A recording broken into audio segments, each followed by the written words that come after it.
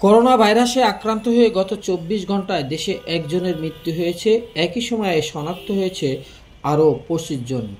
স্বাস্থ্য অধিদপ্তরের বিজ্ঞপ্তি তথ্য অনুযায়ী গত ২৪ ঘন্টায় মোট ১৩১ জনের নমুনা পরীক্ষা করা হয়েছে। সেই হিসাবে শনাক্তের হার ১০.৮২%। এই শতাংশের হার যখন ২০ থেকে ৩০-এ যাবে তখন লকডাউন হতে পারে বলে সম্ভাবনা আছে। সেই সঙ্গে স্কুল, কলেজ, মাদ্রাসা বন্ধ হয়ে যেতে পারে এবং পরীক্ষা নিয়ে রয়েছে সরকারের বিকল্প চিন্তা। ২৪ ঘন্টায় মারা যাওয়া একজনের উনি নারী, তার বয়স ৭১ থেকে ৮০ বছরের মধ্যে। তিনি ঢাকা বিভাগের বাসিন্দা। বেসরকারি হাসপাতালে চিকিৎসাধীন অবস্থায় তিনি মারা গেছেন বলে জানা গেছে। স্বাস্থ্য অধিদপ্তরের বিজ্ঞপ্তির তথ্য অনুযায়ী দেশে এখন পর্যন্ত করোনা ভাইরাসের বিস্তার বাড়ছে, আবার কখনো কমছে।